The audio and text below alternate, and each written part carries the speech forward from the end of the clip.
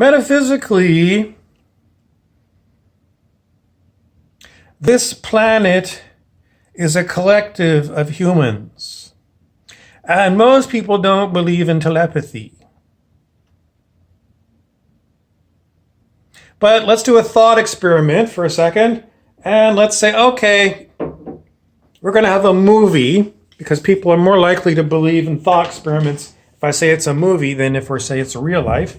But it's a movie, and we have a telepathy, which means all of our minds are interconnected. And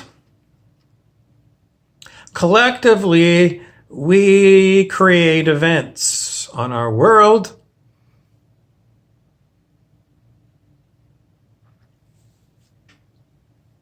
And it's a simple thing. I get an idea in my head.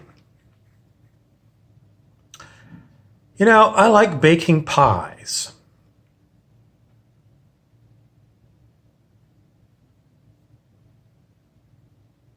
And if I opened a pie shop,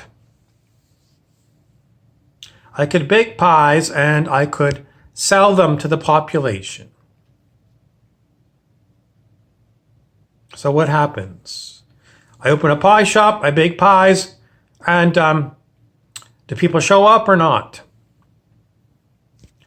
I put it out there to the universe. I've got a sign out there. It says, Quicksilver's Pies. People smell the pies from the road and they wander in.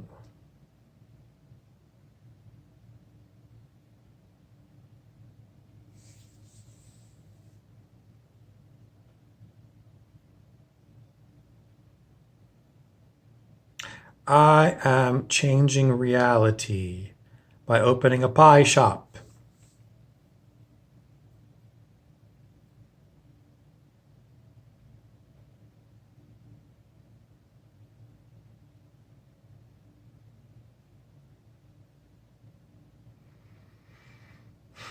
Everything done changes the reality. Where did the idea of selling pies come from? I mean, why didn't I just say, I'm going to bake a bunch of pies and I'm going to put them in the backyard and feed the birds?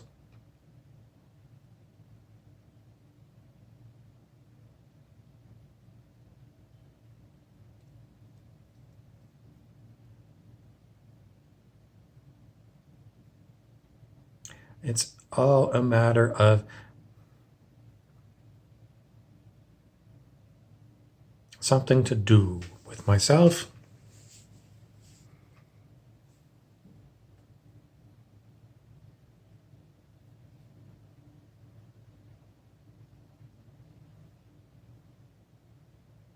I don't know what else to tell you. Collectively, we do have telepathy in this movie. And the ideas about either feeding the birds or selling pies come from our collective minds.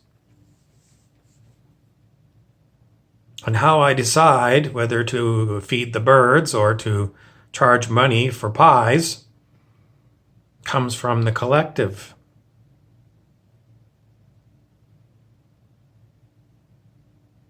Because if you got telepathy, do you have separate minds? Do you have fences between minds? You might originally think that. I've got telepathy and I can send a thought by my intention to my neighbor over there. Look over there and I go, sending a thought. But I'm going to give you more advanced lessons in telepathy because that's very kind of Walt Disney way of sending thoughts. That's for, in a world that doesn't have telepathy, you've got telepathy, you can go sending thoughts. But in my movie about telepathy, we don't send thoughts. We've got wide open telepathy. which basically means we've got one mind. One mind running all of the little human bodies all over the planet. So the decision to make pies, bake pies, sell pies, or give them to the birds, that you watching this movie, think it's all done in, the individual person's mind. I'm going to say not in my movie. In my movie, the collective mind decides what each individual body is going to do.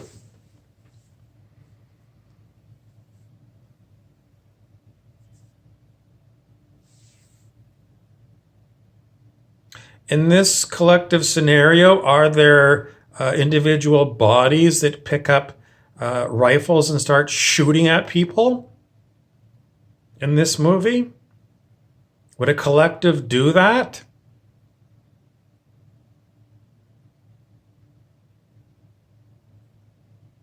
The answer is going to be yes, no, possibly, maybe, in certain circumstances, or absolutely not possible.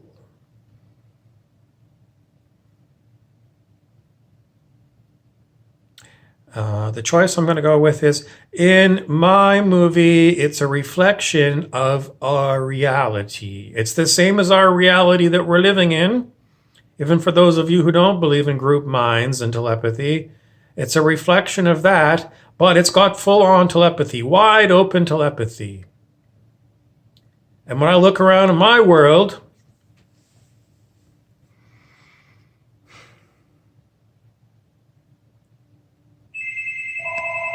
Saved by the Bell. In search of anything more to tell you,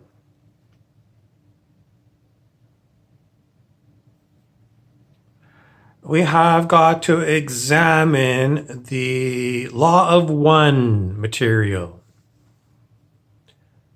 It's somewhat new material, and it's totally unknown to many people. But Law of One is being talked about more and more because it talks about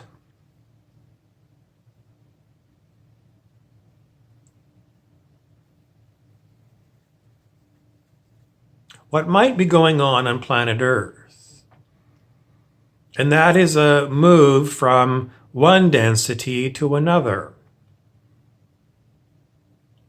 An evolution. Which means that it involves you.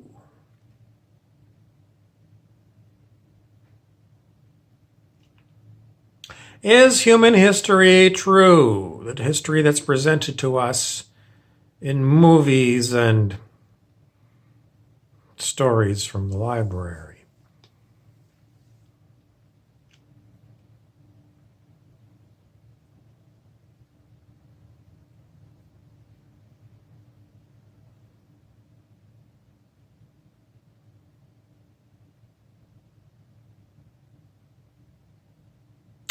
It's not easy to tell you, but I don't think we have the full story. Anybody that says you have the full story of history, is pretty foolish.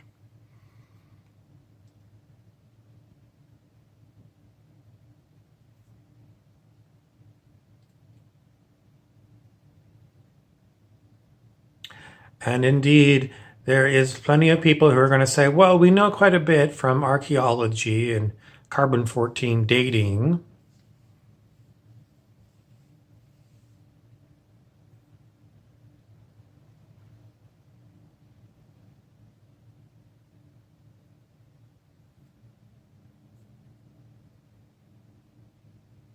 All the same, I'm going to tell you our history is pretty much untrue.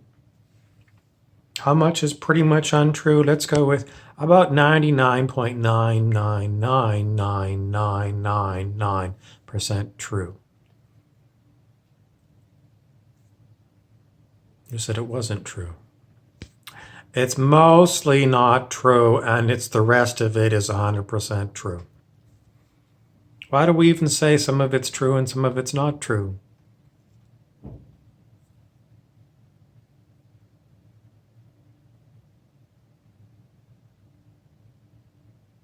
Because I don't know. I don't know. I was going to say because we got reality boxes that we use, general frameworks of context that we put our content into. If it doesn't fit into one context, then we put it into a new one. In any particular story, you've got the content of the story and the context of the story. So you've got, the characters and the actions they're doing and the backdrop.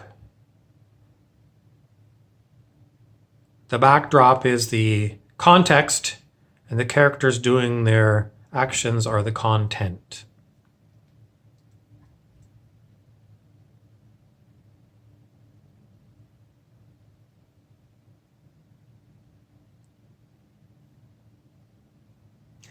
In my movie where we all have telepathy, the story is being written for individual characters day by day,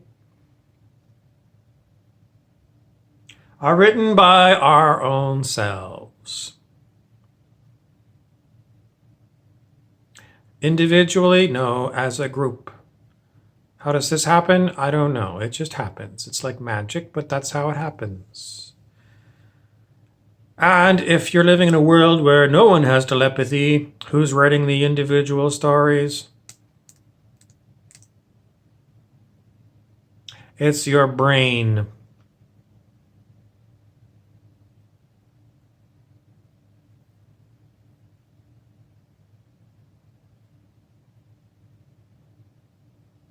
What's true? Your brain's writing the story, or we all have telepathy and collectively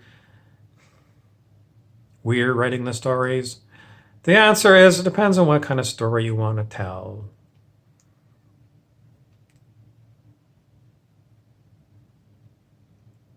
The story I keep telling you is